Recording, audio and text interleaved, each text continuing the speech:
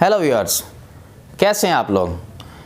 आज हम आए हैं एक नई वीडियो के साथ। जैसा कि आप लोगों को पता है कि ये जो हेमराइड्स हैं, पाइल्स हैं, ये मोके हैं, बहुत ही कॉमन है, बहुत सारे लोगों में होता है ये, और लेकिन लोग इसको डिस्कस नहीं करते और डॉक्टर के पास, सर्जन से ख़ास किसी डॉक्टर के पास नहीं जाते, हकीमों के पास जाते रहते हैं। तो हमने पब्लिक अवेयरनेस के लिए इसके ऊपर वीडियोस बना रहे हैं। हमने बहुत सारी वीडियोस पहले भी बनाई हैं और वो हमारे यूट्यूब के प्लेलिस्ट में हेमराइड्स के नाम से हैं, आप विज़िट कर सकते हैं और मुख्तलिफ़ किस्म की वीडियोस हैं, इस पर आपके लिए बड़ी हेल्पफुल होंगी। आज हम डिस्कस करेंगे कि ये हेमराइड्स में जो इंटरनल हेमराइड्स होते हैं ये क्या चीज़ है। इंटरनल हेमराइड्स हैं तो फिर एक्सटर्नल हेमराइड्स भी होना चाहिए। इंटरनल हेमराइड्स अंदर वाले हेमराइड्स और एक्सटर्नल हेमराइड्स बाहर वाले हेमराइड्स। इंटरनल हेमराइड्स वो होते हैं जो पखाने वाली जो नलकी है वो अंदर से शुरू होते हैं, और जो एक्सटर्नल हेमराइड्स होते हैं, जो पखाने वाला मुंह होता है, ये मुंह के ऊपर से शुरू होते हैं। इंटरनल हेमराइड्स में फिर ये डिग्रीज़ होती हैं। फर्स्ट डिग्री वो होते हैं, शुरू तो वो पखाने की नलकी में होते हैं लेकिन बाहर नहीं निकल सकते, पखाने के मुंह से बाहर नहीं निकलते, तो ब्लीड करते हैं, सिर्फ पेनलेस ब्लीड होता है। और जो सेकंड डिग्री होते हैं और शुरू पखाने की नलकी में शुरू होते हैं, लेकिन जब पखाना करते हैं, जब ज़ोर लगाते हैं, स्ट्रेन करते हैं, तो उस वक़्त ये बाहर निकलते हैं। पेशेंट आके कहेगा पखाना जब करता हूँ उस वक़्त मौके बाहर निकलते हैं, पखाना जब कर लेता हूँ मौके वापस चले जाते हैं। फिर थर्ड डिग्री होते हैं, पखान जो बनते वो पखाने की नलकी के अंदर हैं लेकिन वो बाहर ही रहते हैं, बाहर रहते हैं और उनको उंगली से अंदर पुश करना पड़ता है। ये थर्ड डिग्री हेमराइड्स होते हैं। फोर्थ डिग्री हेमराइड्स होते हैं, यही जो थर्ड डिग्री हेमराइड्स होते हैं, इनमें जब कॉम्प्लिकेशन डेवलप हो जाए, एडिमेटस हो जाएं, सोज जाएं और यहाँ से जो है ना अल्सरेशन, अल्सर बन जाएं, फाइब्रोसिस सी हो जाए, हार्ड से हो जाएं, तो इनको इंटरनल हेमराइड्स की फोर्थ डिग्री कहते हैं। ये एक्सटर्नल हेमराइड्स से टोटली डिफरेंट हैं। एक्सटर्नल हेमराइड्स हैं वो इंफीरियर हेमराइडल प्लेक्सस से बनते हैं, खून की नालियों का वो गुच्छा जो मुंह पर होता है, पखाने के रास्ते के मुंह पर जो होता है वो उसको इंफीरियर हेमराइडल प्लेक्सस कहते हैं, और उससे जो बनते हैं वो एक्सटर्नल हेमराइड्स बनते हैं। जो इंटरनल हेमराइड्स होते हैं वो सुपीरियर हेमराइडल प्लेक्सस से बनते हैं, जो पखाने की नलकी है ऊपर बनी हुई होते हैं, उसके मुंह पे नहीं बने होते, पखाने की नलकी में, एनल कैनाल में जो बने होते हैं सुपीरियर हेमराइडल प्लेक्सस, वहाँ से जो बनते हैं उनको इंटरनल हेमराइड्स बोलते हैं। आज हम इंटरनल हेमराइड्स के बारे में कुछ बताएंगे। ये तो हमने आपको डेफिनेशन बता दी, इसकी तारीफ़ बता दी कि ये इंटरनल हेमराइड्स क्या होते हैं, फिर इसकी डिग्रीज़ क्या होती हैं और फिर एक्सटर्नल हेमराइड्स से कैसे मुख्तलिफ होते हैं, इसकी अलामात क्या हैं। जब भी पेशेंट यूजली कह रहा होता है मुझे मोके हैं, मुझे बवासीर है, मुझे हेमराइड्स है, वो यूजली इंटरनल हेमराइड्स के बारे में कह रहा होता है, क्योंकि जो एक्सटर्नल हेमराइड्स होते हैं वो बड़ी रेयर कंडीशन होती है, हर किसी में वो नहीं होते।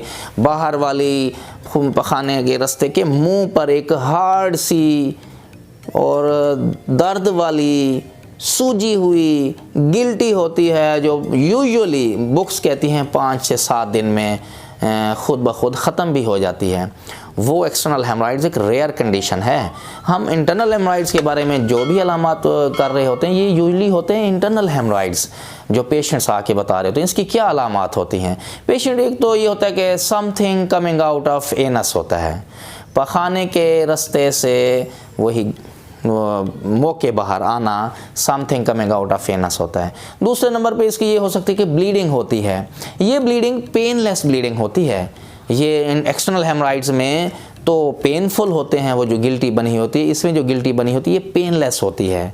उसमें अगर रेयर कंडीशन अगर ब्लीडिंग कभी हो जाए तो वो पेनफुल होती है, ये पेनलेस ब्लीडिंग होती है।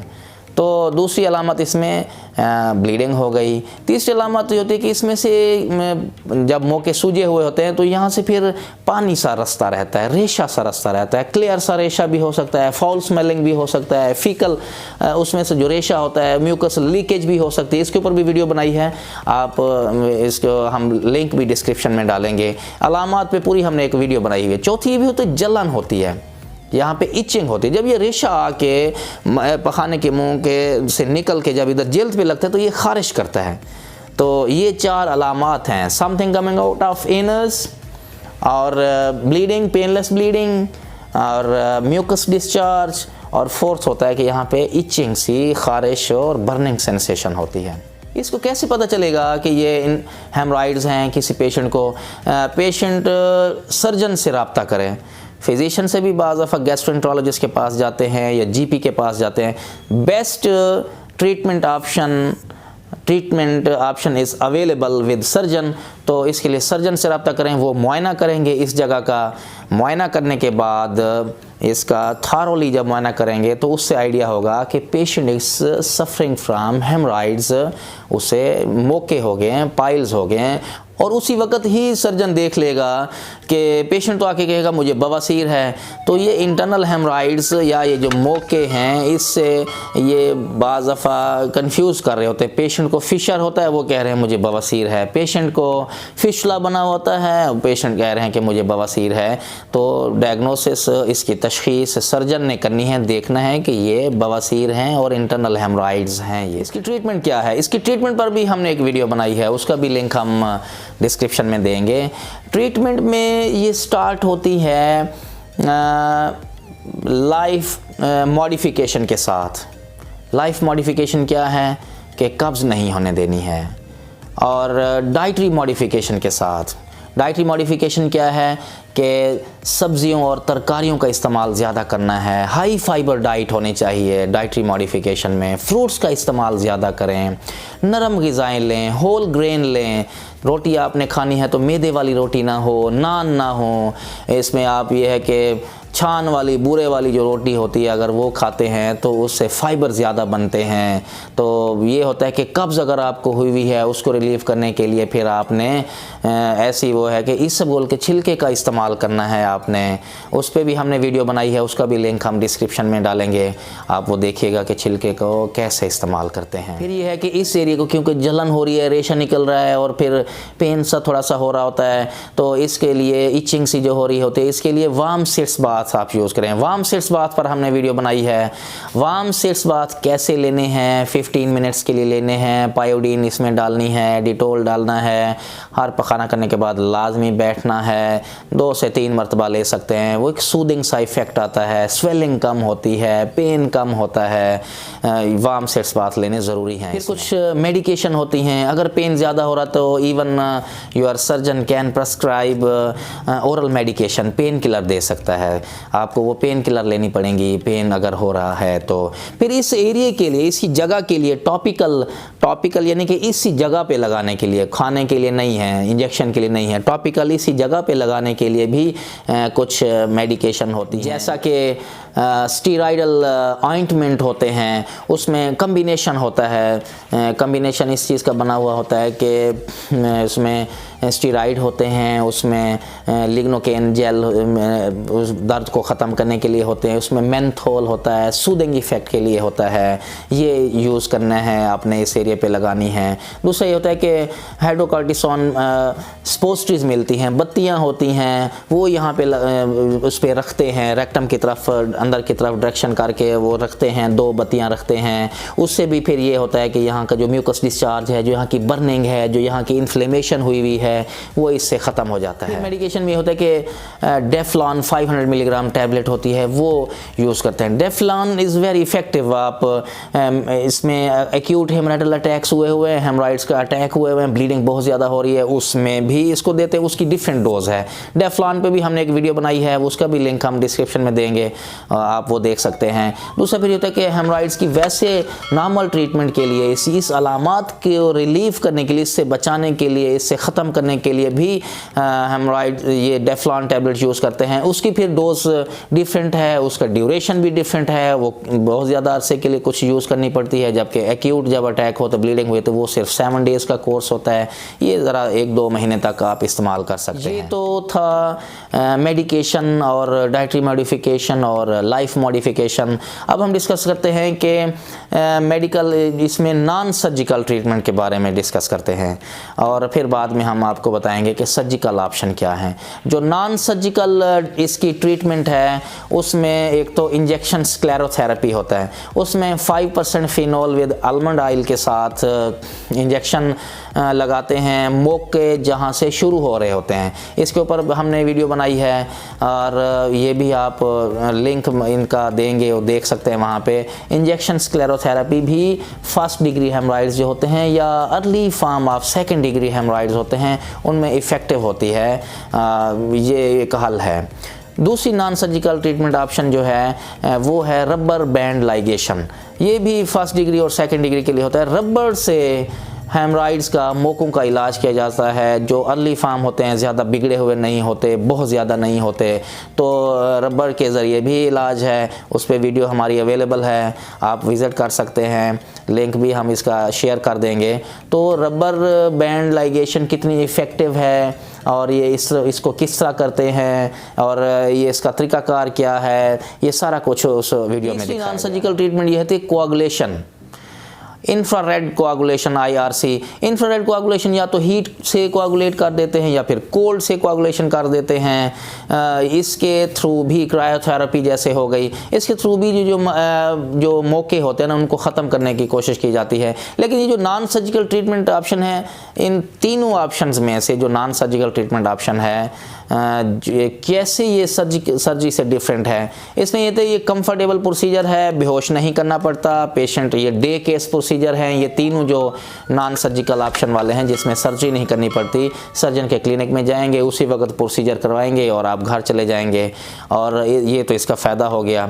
लेकिन इसका नुकसान ये होता है कि ये सिर्फ लिमिटेड इनका यूज़ होता है। सिर्फ अर्ली फॉर्म जो होता है ना, फर्स्ट डिग्री होते हैं, जो सेकेंड डिग्री अर्ली फॉर्म होते हैं, उनके लिए ये इफ़ेक्टिव हैं, और लेकिन जो ज़्यादा थर्ड डिग्री हैं या फिर फोर्थ डिग्री हैं उनमें ये ज़्यादा इफ़ेक्टिव नहीं है। दूसरा इनका नुकसान या साइड इफ़ेक्ट्स ये भी है कि इसमें इन तीनों प्रोसीजर में ये जो नॉन सर्जिकल है ये फिर रिपीट करवाने पड़ सकते हैं, इनमें रिकरेंस के चांस, दोबारा होने के चांस इनमें रहते हैं।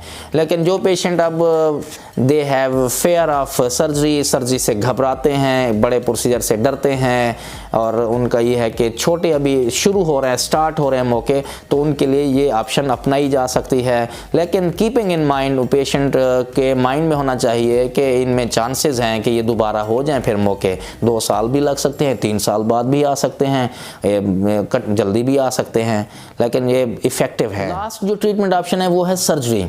सर्जरी के जो ट्रीटमेंट ऑप्शन है उसमें अब सर्जरी से ये रिमूव कर देते हैं। फ़ायदा इनका ये है कि most effective, extremely effective way of treating these haemorrhoids. अगर आपने हेमराइड्स का जड़ से ख़ात्मा करना है ना, तो फिर ये सर्जरी करवा के आप इनसे जान छुड़वा सकते हैं।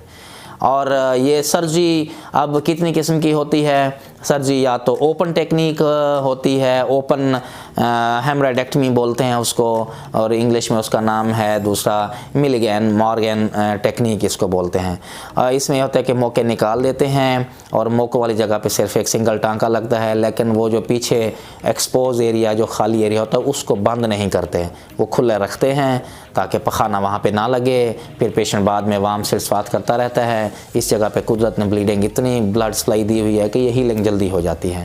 फिर दूसरा ये होता है कि अगर इसी वाले एरिया को मौके निकाले और इस वाला एरिया जो बाद में एक्सपोज एरिया है वहाँ पे अगर हम टांकों से बंद कर दें तो ये क्लोज हेमराइडेक्टमी होती है, फर्गोसन टेक्निक इसको बोलते हैं। तीसरी फिर एक टेक्निक होती है हेमराइडोपेक्सी बोलते हैं, और PPH procedure for prolapsed haemorrhoid. हेमराइडोपेक्सी में हेमराइडल गन एक होती है, हेमराइडोपेक्सी गन होती है। उसमें फिर ये होता है कि हेमराइड्स एक ऐसा होता है कि इसको जदीद तरीका भी कहते हैं, और इसमें ये होता है कि ये गन मोकों वाली जगह पे लगाई जाती है। हम पिक्चर कोशिश करेंगे कि दिखा दें। मोकों वाली जगह पे गन एक ख़ास तरीके से चढ़ाई जाती है। वो गन क्या करती है, वो मोकों को काट भी देती है, प्लस बाकी हिस्सा जो बचा हुआ होता है उसको फिक्स कर देती है। तो जो मोके इजाफी जो लटके हुए होते हैं, वो मोके हेमराइड्स वाले नहीं होते, इजाफी जेल जो लटकी हुई होती है वो ख़ुद ही ऊपर चढ़ जाती है। तो हेमराइडोपेक्सी में मोके निकल जाते हैं, कट जाते हैं, उनका ऑपरेशन भी हो जाता है, पैक्सी हो जाती है, यानी कि साथ साथ रिपेयर भी हो जाती है। तो वो मोके जो है ना, जो जल्द वाली इजाफी जल्द होती है वो भी ऊपर चढ़ जाती है। ये हेमराइडोपेक्सी है। प्लस दूसरा एक ultrasound guided minimal invasive technique भी है, ज़्यादा उसमें ब्लीडिंग के चांस नहीं होते। तो अल्ट्रासाउंड गाइडेड अल्ट्रासाउंड के ज़रिए जो हेमराइडल जो आर्टरी होती हैं, आपको जैसे कि हमने बताया कि ये अगर घड़ी बनाते हैं तो 3 o'clock पे, 7 o'clock पे और 11 o'clock पे हेमराइड्स होते हैं, जो प्राइमरी हेमराइड्स जो मेन बनते हैं। तो ये खून की मेन नाड़ें होती हैं। तो इसमें हाल्स में HALS हेमराइडल आर्टरी लाइगेशन ये जो प्रोसीजर होता है, इसमें होता है कि अल्ट्रासाउंड से वो ख़ास आर्टरी, वो खून की नाली देखी जाती है और वहीं पे उसको स्टिच कर देते हैं, धागा से एक वहाँ से टाँका लगा देते हैं। तो इसके ज़रिए ये होता है कि ज़्यादा एरिया रफ सा नहीं बनता, रा नहीं बनता, ब्लीडिंग ज़्यादा नहीं होती, तो बाद में कॉम्प्लिकेशन वगैरह के चांसेस कम होते हैं। ये भी एक टेक्निक है। ये सारी सर्जरी की जो टेक्निक हैं ये नॉन सर्जिकल से थोड़ी सी इन्वेसिव हैं, इसमें ब्लीडिंग थोड़ी सी ज़्यादा होती है, इसमें पेन भी थोड़ा सा ज़्यादा होता है, लेकिन बेयरेबल होता है। पहले इंजेक्शन से ठीक हो जाता है, इंजेक्शन लगाए जाते हैं, फिर ओरल मेडिकेशन गोलियां दी जाती हैं, उससे पेन ठीक हो जाता है। अगर हम नॉन सर्जिकल से अगर इसको कंपेयर करें तो उसमें थोड़ा सा पेन इसमें ज़्यादा है, लेकिन ये इफ़ेक्टिव है, इट्स एक्सट्रीमली इफ़ेक्टिव। अभी तक ये है कि सर्जरी से मोकों का जड़ से ख़ात्मा किया जा सकता है और सर्जरी से मोकों का इलाज किया जाता है। कंप्लीट इसका इलाज होता है सर्जरी से, लेकिन पेशेंट के साथ सारी ऑप्शन उसके मुआयने के बाद ही डिस्कस की जाती हैं। आपको जब भी ये प्रॉब्लम सर्जन के पास जाएं, मुआयना करवाएं, फिर सारी ऑप्शन आपके साथ वो डिस्कस करेंगे according two degree of haemorrhoids. आपको किस डिग्री के हेमराइड्स हैं उसके हिसाब से आपके ये ट्रीटमेंट बताई जाएगी। अगर तो फर्स्ट डिग्री है, सेकंड डिग्री है, early form of second degree है, तो नॉन सर्जिकल जो ट्रीटमेंट ऑप्शन है वो अपनाई जा सकती हैं। रबर बैंड लाइगेशन हो गई, जैसे इंजेक्शन स्क्लेरोथेरेपी हो गई, लेकिन ये माइंड में रखना है कि उसके रिकरेंस के चांस हैं और इफ़ेक्टिव भी हो सकती है अगर अर्ली फॉर्म है। फिर ये है कि हिम्मत करें, अगर सर्जरी की तरफ अगर जाते हैं तो उससे है कि इसका मुकम्मल इलाज हो जाता है। इन दोनों के साथ साथ लाइफ मॉडिफिकेशन भी करनी है, डाइटरी मॉडिफिकेशन भी करनी है ताकि कब्ज़ ना हो। तो ये सारी चीज़ें करने के बाद एक हेमराइड, एक बवासीर एक ऐसा प्रॉब्लम है जिसमें सर्जन का रोल अपनी जगह पे है, लेकिन पेशेंट का किरदार भी बहुत ज़्यादा अहम है। पेशेंट ने ही ये करना है, ऑपरेशन सर्जन ने ऑपरेशन कर देना है या वो प्रोसीजर नॉन सर्जिकल वाला थोड़ा सा कर देना है, बाद में पेशेंट ने एहतियात करनी है कि हेमराइड्स दोबारा ना हों, और अपनी लाइफस्टाइल एक ऐसा बनाना है, कब्ज़ नहीं होने देनी है और डाइट एक ऐसी इस्तेमाल करनी है, वेट नहीं बढ़ने देना है, स्ट्रेस ना हो पेशेंट को। ये सारी चीज़ें मिला के आप इसका ख़ात्मा कर सकते हैं।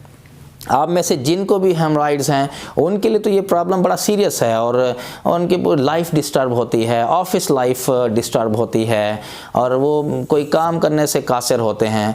लेकिन अगर आप इन तरीके पर जो हमने बताए हैं इससे आप लोग अमल करें तो आपको काफ़ी हेल्प मिलेगी। इस हेमराइड्स के बारे में हमने ये सिलसिला शुरू किया हुआ है पब्लिक अवेयरनेस देने के लिए और बहुत सारी हमने इसके ऊपर वीडियोस बनाई हैं। आप हमारे चैनल पर इसको देख सकते हैं। उम्मीद है आपको ये भी वीडियो अच्छी लगी होगी। अगर आपको ये वीडियो अच्छी लगी है तो हमारे चैनल को आप सब्सक्राइब करें, बेल आइकन पर प्रेस करें। उसका फ़ायदा ये होगा कि जैसे हम न्यू वीडियो इस टॉपिक से रिलेटेड देंगे तो आपको नोटिफिकेशन मिलेगा और you will not miss that important video. Thank you.